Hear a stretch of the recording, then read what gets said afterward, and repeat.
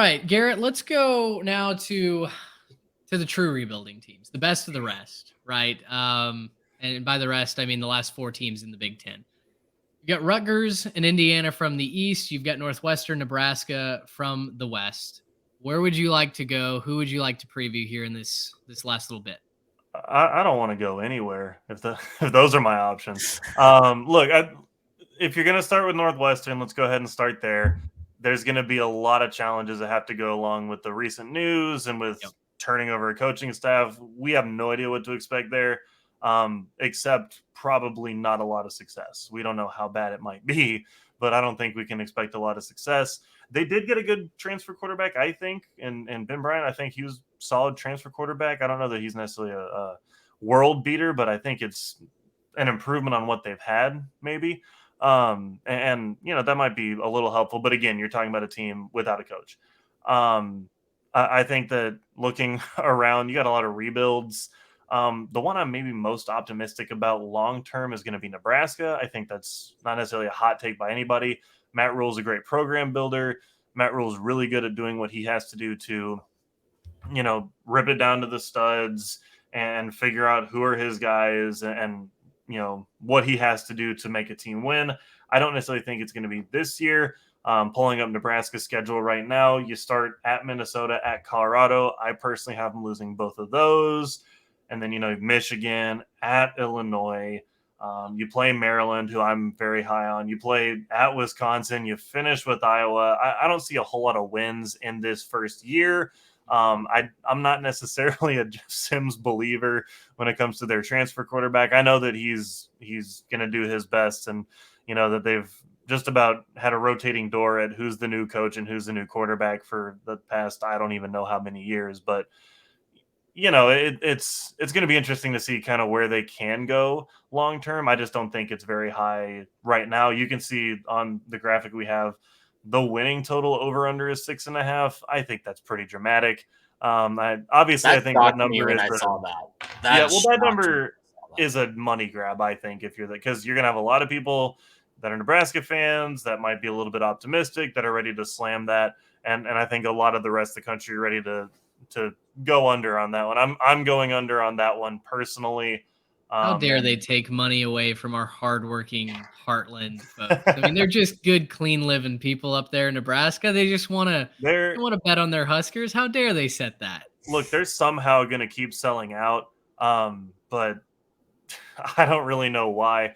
They're not going to have a great product, I don't think, on the field. They will have a good running game. I think Anthony Grant, I think, is the running back there. He's pretty solid, but I think that it's probably brighter days ahead for Nebraska. Not too far in the distance, but still brighter days ahead. I will say Nebraska is probably the most likely out of these four to make a bowl, right? I think out of these four teams, Nebraska them would are be the least surprising. Yeah. Yeah, I'll explain my take on Rutgers in a minute. I mean, it's a pro-style offense. You're installing that. It's a 3-3-5 defense. You're installing that. So literally every piece that could be moving is moving for Nebraska.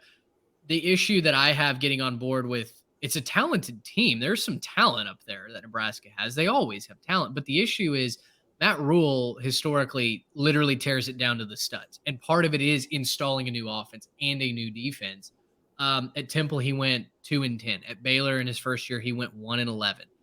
Baylor was coming off of a nice little season, right? In the wake of the Art Briles scandal. So this was not something that Baylor fans saw coming when all of a sudden they went 1-11. Now, did they have people transfer out? Of course. But for Rule, he typically tears it down to the studs. Jeff Sims is going to be fine. He outperformed Casey Thompson. Take for that what you will in spring ball. Thompson's now at FAU. They've got some pieces on the defense. Luke Reimer is a fourth-year starter at linebacker. Their secondary returns 90% of the snaps. But when you look at the schedule, it's just tough, Garrett. Like you talked about it, your wins are Northern Illinois, Louisiana Tech. Can you beat Northwestern? Can you beat Purdue at home? Can you beat Michigan State on the road? And then finishing with Maryland, Wisconsin, Iowa. Like the wins don't just stack up for Big Red. Not this year. I think 2024 starts to be fun. I think 2025 is when Nebraska gets to party. I think that's when they're going to be really, really good. Malachi Coleman will be in his third year. Should be in his third season. Gosh, you hope so with the transfer portal. at wide receiver, a really, really talented guy. And this recruiting class that they're stacking up for 2024, it's gonna be a lot of fun. Let's go over Rutgers.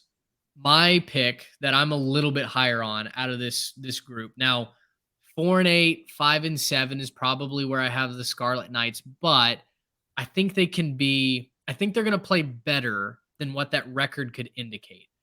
Rutgers, their defense is actually sneaky good. I wrote the preview for the Transfer Portal CFB magazine. I think their defense can be very good. The offense has got to figure it out. They've got to pick a quarterback first and foremost, whether it's Gavin Wimstat or I'm blanking on who the other guy in that quarterback room is, Evan Simon. Both are pocket passers. So whichever guy can be more composed and more accurate, I think is going to win that job. That job may not be decided in fall camp. We may see that bleed over into the regular season. A really good running back room, some options out wide. Nassim Brantley transfers in from Western Illinois. He had almost 900 yards, 9 touchdowns last season. So it's not something that's going to get the national reporters really excited, but I truly believe that this team could compete for a bowl game. I pull up their schedule. You have to beat Northwestern. You have to beat Temple. You have to beat Virginia Tech at home.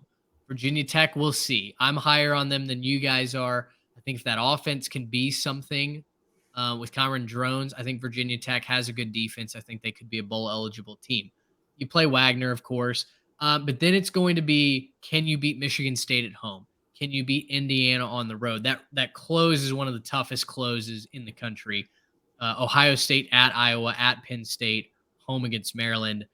I've got them going 0-4 there. I think most other people will as well. So you're going to have to make hay in that front 8 weeks.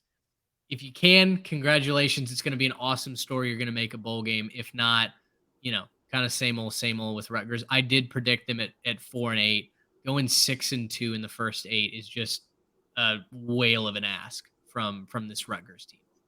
They do have the potential to be this year's Syracuse, though, if they can figure that out. Because Syracuse, that was the formula last year. Get them all in early, secure your bowl eligibility, and then face the real meat of your schedule in the back half. But the difference between Rutgers and Syracuse last year is I think Garrett Schrader is, way, way more advanced than what Rutgers has on the roster at quarterback. And that's the big concern there. If Greg Schiano can ever get quarterback figured out in this iteration, then I'll start to be a little bit higher on Rutgers, and I think everyone else should too. But I think if you're Rutgers right now this year, you are just really looking forward to next year when you're not in the Big Ten East. Yeah, totally agree. Divisionless football will benefit teams like Rutgers. Lastly, we've got Indiana. They went 4-8 last year. Hoosier fans, 9-win Indiana is a cause that I rallied behind. In fact, someone just made the case that because Tennessee had to vacate their wins from 2020 and 2021, 9-win Indiana actually technically happened. So congratulations, everybody. We did it. Unfortunately, I think the home field t-shirts that have 9-win Indiana on them are the only chance that you'll have to see or even dream about that campaign. Because, guys, this could go bad very, very quickly. This Indiana team, they finished 10th in the AP poll in 2020. Since then, they've gone 6-19, including a 2-16 mark in conference play. They've been outscored in those 25 games 796 to 415. That's good for a average margin of defeat of 15, which is one of the worst in the country over that stretch. Indiana has not had any offense. They haven't been able to stop anybody on defense. Deshaun McCullough, their best playmaker, transferred to Oklahoma. Unfortunately for Tom Allen, I think this is another rebuilding season, but you've got to start stacking some talent in the recruiting classes, and they just haven't been able to do that. They turned the ball over like it was going out of style last year. They don't, maybe they have a team strength of the pass rush, but for me, I put for their team weakness literally everything. They lost a ton of value to the portal. They do get Taven Jackson in from Tennessee.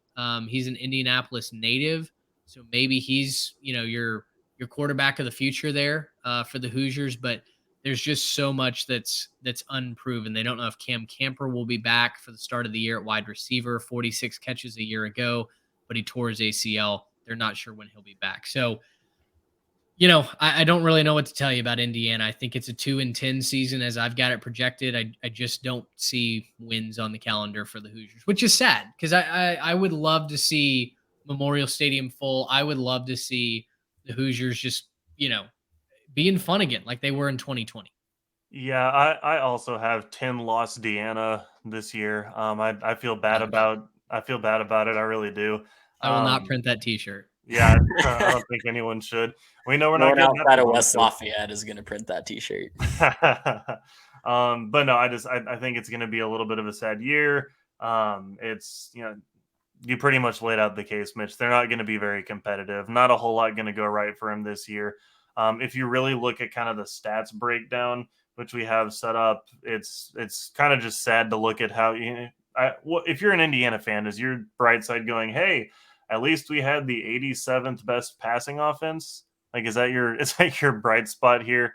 I feel bad for him. I think it'll be better someday because I think that there's just too much pride at Indiana to stay down. But I don't see the path forward right now. I don't see a way for them to really make it past, too many wins this year. I think that they probably end up losing a whole bunch. I got them at 2-10, kind of rounding up the floor of the Big Ten. Yeah, just too many giants to slay for Indiana this year. But man, I just hate it for him because if you look at 2021, Mitch, you talked about how good they were in 2020 in the pandemic year. Michael Penix gets hurt, and then it's just all downhill from there. They just had a rash of injuries, and they just have not been able to recover from that yet. So, yeah, I'm hopeful for them in the future. But, gosh, Tom Allen's just got to be wondering, like, what he did and who he made mad in the universe to just have the string of bad luck that he's had. Gracious,